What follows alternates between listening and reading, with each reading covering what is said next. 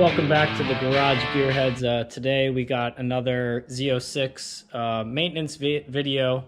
We got the car up on the lift. It's been a little while since I've had the car in the garage and done anything to it. Mostly just been enjoying it on the weekends, going to car shows, you know, just cruising around and stuff. So probably since I put the wheels on, that was the last time I had it in the lift, and that was maybe like 6 months ago. So it's kind of time to do some routine maintenance with the car. I just hit about 30,000 miles in it, so I wanted to get the rear diff fluid and the transmission fluid done. It was done when I bought the car, which was right around, I think, 18 or 20,000 miles, somewhere in there, but just figure it's time to kind of get the fluids renewed and refreshed. So over here we have our transmission fluid. So we got the Mobil 1 synthetic ATF formula. And then we have the gear lube, which is the Mobil 1 synthetic, the 75W90. So this is what I'm going to be using. And I'm sure this is where a handful of you would like to chime in with a comment about which is your preferred fluid. Whether you're a Mobil 1 fanboy like myself, maybe you're Redline, wherever the case may be. Doesn't really matter. This is what I'm putting in the car, the Mobil 1 fluids. I've always kind of run them in my cars. That's what I feel comfortable with. I feel safe. It makes me feel warm and cozy. And I feel like 99.5% of people, they're buying their oil brand based on that same logic. It's whatever they've come to know or trust, and they rely on, and they think that's the best oil for their engine. And let's be honest, unless you have one of these cars brand new from the factory, and you started running Mobil 1 oil in it, and you drove the thing for 500,000 miles, and then you took the engine apart and analyzed all the bearings and the wears and the clearances, and then you had an identical car that you bought after that or at the same time, and you ran that car with Pennzoil for 500,000 miles, and you did that same comparison under the same conditions, same amount of time, you did the oil changes at the same intervals. Like, that's the only way you're ever going to know. And I mean, that's what these guys do in the lab. So I'm pretty confident, like, going with Mobil 1, I'm going to be okay. It's not going to destroy my transmissions. So now that we hashed that out, feel free to leave a comment below, maybe what you run in your Z06, what you like. I mean, I'm going to run what I like. I like Mobil 1. We've got the gear oil. This is their synthetic. It's the 7590. I think we should need like just under this. So this should handle what we got. And this has the LSD friction modifier already in it. So, like, I think if you buy the AC Delco stuff, you got to add the little 4-ounce bottle in with it, and that's the friction modifier for the LSD to keep that all nice and happy. This is already in there, so we should just be able to put this in. And then we have the synthetic ATF. So that's going to go in the transmission. This is just, I think it's 6 individual quarts in here. We should just need under probably 4 because we're not going to get all of it out. So this should be good for that. So we got the shop manual out. This is the full 4-volume set. This has everything in the car from driveline, HVAC, wiring, electrical, engine, everything. I mean, you can get all the info, troubleshooting. It's all in here. We pulled up section 132, which is maintenance and lubrication. It gives you all the volumes. So, like, you could see the engine cooling system for a 7-liter engine is 11.9 quarts. Differential, the Z06 takes 2.96 quarts. Engine oil with filter, 10.5 on the 2009. I think the earlier models, they were less. They increased the capacity of the sump. Manual transmission Z06 takes 4.52. So to start with, here on 17-419, the manual transmission, the Tremec 6-speed, we could see we have a draining procedure, transmission fluid replacement. So here's the steps right here. Same thing we kind of outlined. Here's the filling procedure. So all that's highlighted here in the book. So as you can see, I'm not just making this stuff up. Even gives us the torque spec and also fluid recommendations. So if you do want to use the correct GM OEM fluid, that's listed here in 17366.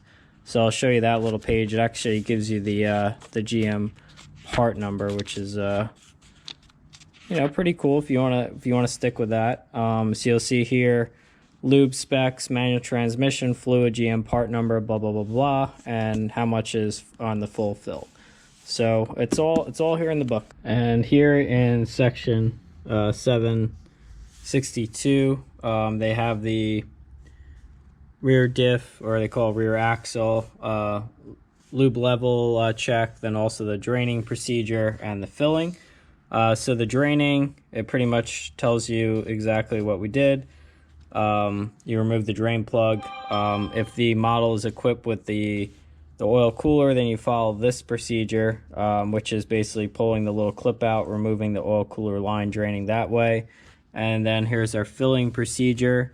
And same thing, we're just going to make sure the level is in line with the fill plug, and this bolt's going to get torqued to 26 foot-pounds, and the clip's just going to get reinstalled on the drain there. So and there is a note over here about using the Dextron LS gear oil, the 7590. So this would be the OEM stuff. I guess they're stating it's no longer required to add the friction modifier, so I guess the OEM fluid should already come with it in it, so that's pretty cool. We're going to be using the Mobil 1 stuff, and then same thing, this already has the friction modifier included, so no need to add that. And there is a little note here that it will cause the fluid to lose some of the friction reducing properties, as well as reducing seal life if you added that additional, so you definitely don't want to mess that part up.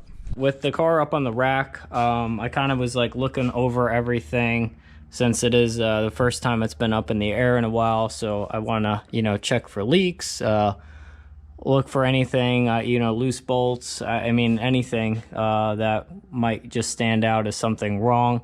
I did notice I got a couple little small exhaust leaks. You can see where like the black kind of carbon soot is leaked out from the clamp there, so might need to just tighten those down a little bit more. It's right in there. This is something you kind of deal with the slip joint, slip fit exhaust couplers. Instead of having like a flange with a gasket in it, these kind of tend to leak regardless of how well fit up and tight you get it. But I did notice under here that this was wet, so it appears we do have some type of transmission fluid leak. This was not wet the last time I had this on the lift, so this is a new leak. And I was doing a little bit of kind of digging to figure out, all right, well, how do we identify the source of the leak? Normally oil doesn't leak up, you know, it generally leaks down, so you would try to find the highest spot of the oil, but one consideration underneath a vehicle is if this thing is ripping down the highway at high rate of speed, you're gonna have a lot of air, turbulent air and air velocity under here that could be catching the oil and slinging it in different spots. So I noticed a lot more of the oil is collected here in this area rather than on the other side or actually up any higher. It seems like it kind of caps right about here. So I'm leaning on this sensor in the lower part of the transmission housing is possibly weeping. I don't think the leak is that bad because I've never seen oil on the floor of the garage or anything like that, even if you pull it in when it's hot. So I'd imagine this is kind of just weeping, and then it's running back with the air hitting it and catching it, and then the oil is sticky, so the dirt collects to that, and that's how we end up with something like this. So when we drain the transmission, what I'm going to do is pull that out, put new thread sealant on, put it back in, and then I'll brake clean and degreaser and clean all this up. Maybe drive the car for a day or two, put it back up on the lift, and then get a better idea, because this is kind of splattered everywhere. So it's going to be tough to really zero in on the leak. But if this was all cleaned up and we just saw like a little spot under here, then we can, we know it would be this fitting, or we saw a little spot up top, then we would know it's that fitting. So that's the plan. So we're going to start, we're just going to drain the transmission out. We'll make this easy, and then I can pull that sensor out. So you got the drain plug right here, passenger side, rear area of the transmission, and then the fill plug is up. Let's see, oh, there it is, fill. See, it says fill. So that level, you basically just bring it till it drips out the fill, and then you're good to go. I picked these up on Amazon. These were like, I don't know, $6-7. I'll leave the link down below so you can grab yours. But this screws right into a quart bottle in the top, and then it's just a little hand pump. And then it has two different dipsticks here, one for the tall, the gear oil one, and then one for like a regular quart. And you can get, you know, obviously all the fluid out of it instead of like, you know, trying to hold this to the side and squeeze it or whatever you think you're going to do. But this is really what you need, the flexible whip. Stick that in the fill port, pump, pump, pump, pump, pump. And then once you get it coming out the fill, you're good to go. And this should just take a regular 3H drive ratchet to break it loose. We'll go in there with the flex head. Might need like a little stubby extension just to offset yourself, but we'll take a look at that quick.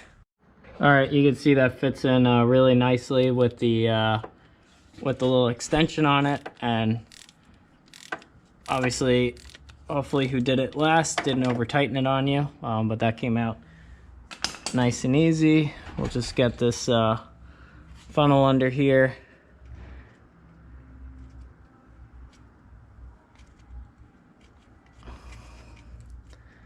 And hopefully it doesn't splash off the cradle. I don't know how fast this is gonna come out of here. That would suck. But it's already dirty under here and we gotta clean up anyway, so. All right, there we go. And yeah, it splashed a little bit off the cradle, but not that big of a deal. So we're draining. We'll let that drain till it's done, and then we'll get set up to pull that sensor out so we can try and correct that leak. All right, I'm gonna let that drip for a little bit, just try and get the most out of it we can. This sensor over here, you're gonna need a 22 combo wrench to get that out. We're just gonna pull this little lock tab down, slip the connector out, and then hopefully break this loose. I'll be smart about this, and instead of using the open end, we'll slip the box end over so we don't have to run the risk of rounding out the fitting, because it does look like it's brass or something. Okay, not that tight, but then again, that could be maybe why it's leaking also. But the next thing, we're gonna drain the diff out, so that's got to get done well, not really remotely, but I guess you could call it remotely. This is a line for the diff cooler. So this is similar in style with like the transmission lines up forward, like if you're doing a clutch, where it has that little retainer clip and then the line just like pops out. So this is flexible up here, so we shouldn't have any problem with that. So I'm gonna pull that little clip up and then pop this line out, and then we should start draining. And I'll just move my drip tray back over here. This is the little clip I was talking about. So just pull that out. You just use a little hose pick, grab an end, just pop it out. Just put it somewhere safe, because they do get lost quite frequently. I've definitely lost a couple myself. We're gonna pop this line out now, and I guess the gear oil should start splooging out.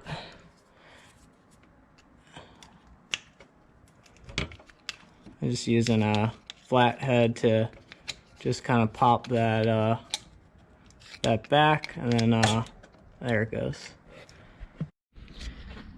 So I cleaned up the sensor here with the wire wheel, and same thing with the plug.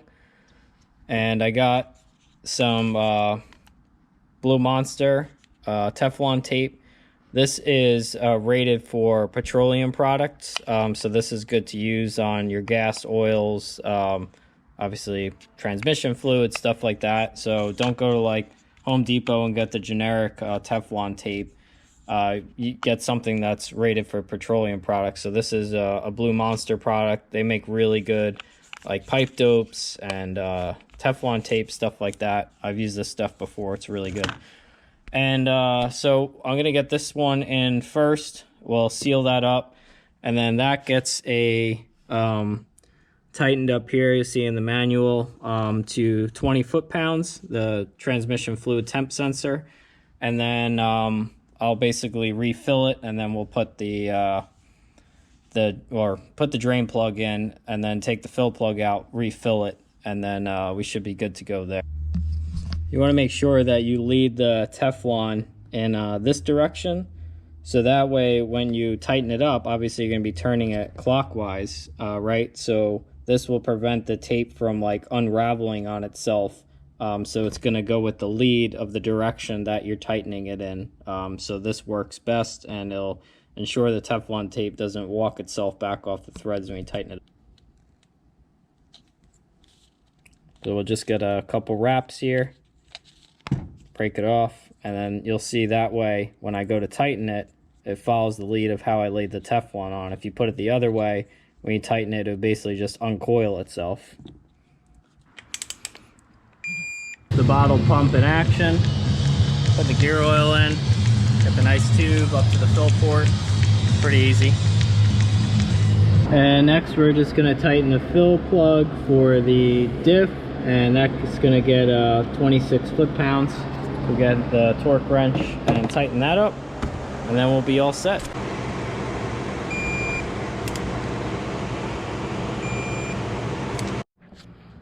Alright, so we are finished up with the transmission fluid change and the rear diff fluid change. I did some cleaning up under here, the transmission. So I can probably take this out this weekend, and then I'll put it back up on the lift after driving a little bit and see if we got any more leaks. Hopefully we won't. And then I'll do a little better job cleaning up. All right, guys, that's a wrap for this one. Thanks for checking out this video. Hope this video helped you out with your maintenance on your Corvette. And now we're gonna take it for a drive, so we'll see you on the next one.